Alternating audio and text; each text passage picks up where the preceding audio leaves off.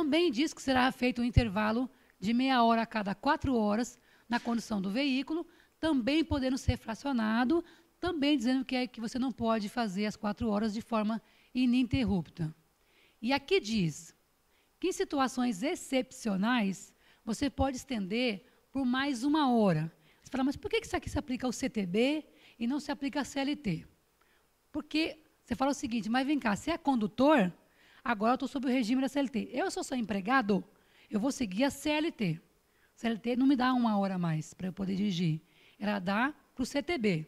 Então, o autônomo vai ter esse privilégio aqui. No entanto, nós podemos alegar o artigo 61 e também estender. Então, imagina o seguinte, eu já estourei trabalhei minhas 8 horas, fiquei 2 de descanso e eu estou dirigindo mais 2 horas.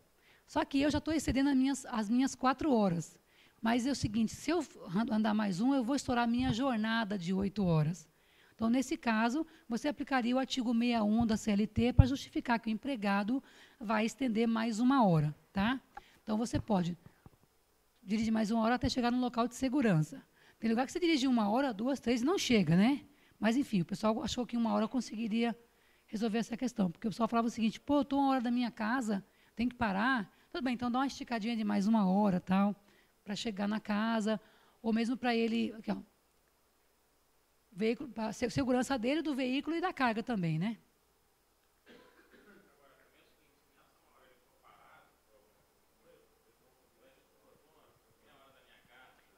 Não, eu conversei com o pessoal da PRF, conversei com o inspetor, que é o que ajudou a escrever a 405. Ele falou assim, gente, eu não tenho nem local de parada. Então, imagina só, eu parei você está a meia hora da sua casa. Sinceramente, Gil, eu vou liberar. Eu vou me preocupar com as 11 horas, que é para mim às 11 horas que vai dar o respaldo, o descanso verdadeiro.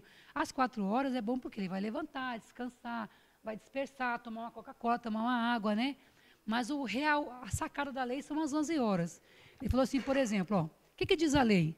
Que se eu não observar o descanso, ele tem que reter o veículo e aplicar o tempo de descanso. Então, por exemplo, eu tinha que descansar 11 horas, só que eu descansei 7. Ele falou assim, ó, eu não vou te reter por 11 horas, vou te reter por 4 só. Só que não está na lei. Ele falou, eu não vou reter, eu não tenho nem como colocar o pessoal aqui para esperar, porque a retenção, ela tem a natureza de você reter até chegar alguém para resolver aquela situação. Não, assim, mas assim, mesmo para dormir, imagina só. Qual que é a ideia da retenção? Para o veículo até vir alguém habilitado, para o veículo até vir alguém descansado, para o veículo até alguém consertar alguma coisa que está em segurança. A ideia da retenção é parar por pouco tempo. Se você fala o seguinte, ó, vai ficar aqui encostado aqui 8 horas, 5 horas, 10, 11 horas, imagina só a PRF tendo que cuidar, que quando ela retém o veículo, ela passa a ser responsável por cuidar da saúde e segurança daquela pessoa, da carga e do veículo. Quem vai querer? Ninguém vai querer isso. Então, a retenção vai se aplicar no caso da meia horinha ali no posto. Agora, às 11 horas, vão para algum lugar. Lá não vão ficar. Tá? Mas é o seguinte, agora qual que é a diferença também aqui no caso do condutor que não é empregado? Ele vai poder, a cada 24 horas, descansar 11 horas, mas vai poder fazer um fracionamento. 9 mais 2. O que nós, empregados, não teremos. Então, nossa proposta também no dia 10 é conversar com o pessoal, tentar flexibilizar para que também o empregado, não por analogia, nada, dizer o seguinte, por questão de isonomia. Se é o mesmo tipo de trabalho, mesmo tipo de função, e ele pode descansar, ele, como pessoa humana, os dois são pessoas, não tem diferença nenhuma. Ele pode fracionar, porque também, qual que é o prejuízo que ele também não pode fracionar? Então, a ideia é tentar fazer isso aí por flexibilização em acordo e convenção coletiva. Mas, por enquanto, pela regra da lei, só o condutor autônomo pode descansar 9 e descansar mais 2 depois. Lembrando que essas 2 horas têm descansado no mesmo dia. Então, eu tinha que descansar 11 horas, aí quando eu falo mesmo dia, assim, na sequência, porque de repente vira o dia, né? Vira um dia para o outro. De repente eu descansei 9 horas só, aí eu voltei a dirigir, em algum momento eu vou ter que descansar essas 2 horas. Eu não posso acumular depois com as outras 9 horas. Isso. Tá? E também fala que o tempo de direção é aquele que está efetivamente no volante. Então é o seguinte, eu estou dentro do caminhão lá esperando para carregar o caminhão para descarregar, eu estou no volante. Não está. Está no volante é conduzindo mesmo o veículo. Então, essas aí são as horas que não pode realmente ficar ininterrupta. que é o que dá a fadiga, que dá o cansaço, que dá a desatenção, tal. Então, tem que estar com o veículo, conduzindo o veículo efetivamente. Esse é o tempo de direção. Que fatalmente vai acontecer, logicamente, assim, às vezes nem sempre, né? Porque de repente você para o caminhão no cliente, fica lá com ele parado um tempão, acabou com a sua jornada. Quando você vai fazer o tempo de direção, já acabou a jornada. Então, geralmente vai acontecer dentro da jornada e também fora dela, tá? São o tempo de hora extra. O condutor somente iniciará a viagem com duração maior de um dia, isto é, 24 horas, observando o descanso do parágrafo anterior. Ou seja, às 11 horas, não pode começar. Aí você fala o seguinte, mas como é que eu vou saber que ele vai estar descansado às 11 horas para poder liberar o caminhão? Aí falaram o seguinte, o que entende como início de viagem? É o momento logo após o carregamento do veículo. Então, na minha empresa, estou lá, contratei o autônomo ou empregado, eu contratei, falei, ó, você vai dirigir. Está descansado às 11 horas? Ele vai dizer, estou, sempre vai dizer que está. Então tá, vai assinar um documento declarando que você descansou, tal, você vai liberar e vai embora. Por que após o carregamento? Porque depois que ele carregou na minha empresa e saiu para a rua, ele pode parar na outra, carregar na outra, parar na outra, carregar na outra, não tenho mais controle. Se ele descansou às 11 horas, se ele estiver em rodovia por mais de 24 horas, dirigindo, eu não tenho mais controle. Então, qual que é a ideia? O embarcador, quando contratar, o transportador contratar, verificar antes dele começar a trabalhar, se ele for autônomo, porque se for empregado, já sabe que ele está descansando. Se for autônomo, tem que verificar. Descansou, não descansou, declarar que você descansou aqui para você me respaldar pela Justiça do Trabalho. E aqui ele fala o seguinte, que nenhum transportador, carga ou passageiro, nenhum embarcador, consignatário, operador ou agente de carga vai permitir ou vai ordenar que ele inicie o trabalho dele sem observar o descanso do parágrafo anterior. Ou seja, todo mundo é responsável. Aí você fala assim, mas como é que o embarcador vai saber isso aí e tal? Mesma coisa, se eu mando o meu motorista, sei lá, o embarcador contrata um autônomo, vai dirigir para mim aqui, vai carregar meu caminhão, vai carregar minha carga e vai entregar em tal lugar. Eu contratei direto ele. Como é que ele vai saber? Mesma coisa. Sem declaração que você descansou às 11 horas, tá? E aí a ideia é que, quando fez esse evento lá em São Paulo, dia 25, falar para o embarcador, embora a lei tenha vetado, que a lei dizia o seguinte, que o embarcador também é responsável civil e criminal pelos descumprimentos da lei.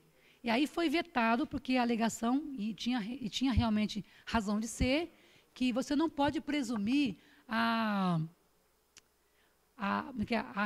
responsabilidade criminal, ela não é presumida, ela é pessoal, tem que ser provada. Então, por conta disso, vetaram todo o artigo, mas nada impede que, do ponto de vista de responsabilidade civil, de transporte de cargas, o embarcador tem que responder. Além do que, também tem um parágrafo na lei que diz que nenhum deles vai liberar ou vai ordenar que ele dirija sem efetuar o descanso das 11 horas, que é a grande sacada da lei, né?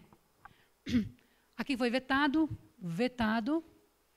O artigo 67C do Código de Trânsito Brasileiro, estou dentro do CTB agora, ele fala o seguinte, que o motorista na condição de condutor, ele é o responsável para controlar o tempo na condução.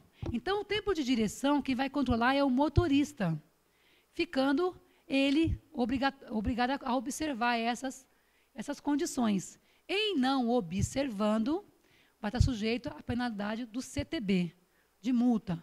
Vai para a CNH dele, pontuação para ele. Então, ele vai ter que realmente observar esse descanso aí. Aqui no artigo 6º da Lei 12.619, ela também altera um parágrafo dentro de um artigo do Código de Trânsito Brasileiro. Isso aqui foi uma coisa boa que aconteceu, porque as empresas reclamavam muito que o autônomo não conseguia se candidatar para fazer curso, especialização, porque tinha pendência na carteira. Então, o que quer dizer é o seguinte, que a participação em curso, especialização, previsto no inciso 4º desse artigo 145, independe de observar o inciso 3º. O que diz o inciso 3º? Que para você fazer curso, você tem que ter a CNH, não pode ter multa gravíssima ou multa grave nos últimos 12 meses. Então, isso aqui era um impeditivo para ele poder se candidatar em curso. Igual o Cessnat, por exemplo, vai inscrever o motorista, pega a CNH, puxa lá, tem multa grave ou gravíssima. Ele estava impedido pela regra do CTB. Então, isso não tem mais. Logicamente, para renovação de CNH, de mudança de categoria B, C, D lá, continua valendo isso aqui, não pode ter multa grave ou gravíssima. Mas para o curso, está liberado hoje. Então, o artigo 230 do CTB, o que trata das multas, ele fala o seguinte, que se não cumprir o tempo no volante, de cada 4 horas para meia hora, também o descanso de 11 horas, a multa é multa, e ela é grave, e com a retenção do veículo para o cumprimento do tempo de descanso aplicável. Nossa proposta na lei foi o seguinte, para cumprir o tempo restante. Quando a lei aprovou, colocou o tempo aplicável. Então, pela regra da lei, teria que parar o veículo e aplicar todo o tempo aplicável. Né? Reter pelo tempo aplicável. Só que, na prática, já falou assim, eu vou reter pelo tempo que restar, não vou reter. Não vamos contar com isso, tá? Vamos contar com o que está na regra da lei. Mas a PRV já sinalizou o seguinte, se eu tiver que reter, eu vou reter pelo tempo restante, não vou segurar, não. Tá? Porque, assim, no caso do empregado, você vai dizer o seguinte, empregado, questão de jornada, eu tenho a obrigação de controlar, se eu não controlar, é multa para mim.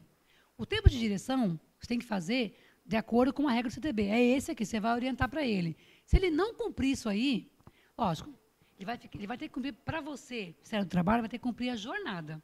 O tempo de direção, se ele não cumprir, problema dele. A multa é para ele, não recai em você. Você vai, lógico, colocar no conto. Você vai controlar a jornada, tá? E, logicamente, o empregado, você vai controlar a jornada. Igual assim, vamos falar de empregado. Lá fala que é direito do empregado ter jornada e tempo de direção controlados. Lá diz isso, não diz? Pela própria lei da CLT. Na lei, no artigo 1º da lei, fala que é direito dele ter o tempo de jornada controlado pelo empregador. Você vai controlar. Até porque, como ele é empregado seu, se ele não cumprir, a multa vai para ele. Se vai para ele, você perde o motorista.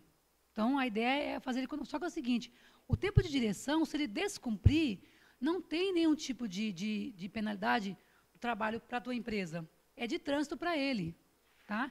E agora, no caso do autônomo, o autônomo menos ainda. O autônomo vai dirigir 4 para meia, vai dirigir, por exemplo, 12 horas por dia, depois ele vai ficar depois entrar em descanso de 11 horas. Só que esse descanso de 11 horas, quem vai observar tem que ser ele. Se ele também não observar o descanso de 11 horas e descanso de meia hora, é multa de trânsito, é grave, R$ 127,00, 5 pontos na carteira. Não tinha assim. A empresa, quando contratar, vai ter que orientar e falar, fulano, tem uma regra de trabalho que eu tenho que controlar a jornada, a condição é essa. Tem uma regra de trânsito que eu também tenho que controlar, mas se você não cumprir, quem vai responder é você. Então, eu vou te avisar, vou te orientar direitinho. Só que se ele não cumprir, você vai dizer o seguinte, eu dei as diretrizes, eu registrei isso no sistema direitinho, dei para ele diário de bordo, só que ele não controlou, a multa cai para ele.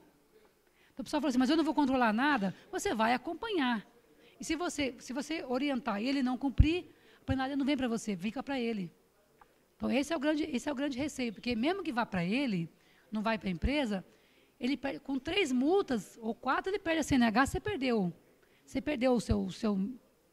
o seu TAC.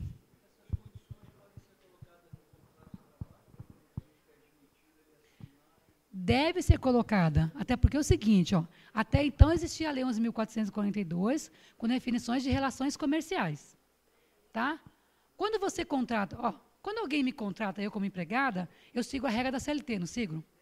Ele vai seguir também, porque está dentro da CLT o empregado. No caso do autônomo, eu vou colocar a Lei 11.442, conta frete, piriri, pororó, e o artigo 67A do CTB todinho para ele.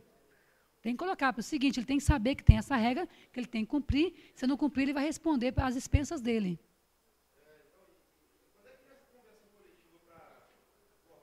A gente vai se reunir agora dia 10 com os advogados do Brasil inteiro, para levantar essas questões aí, só que nada impede que vocês municiem o seu sindicato com situações que possam ser colocadas também em acordo e convenção coletiva. Tá?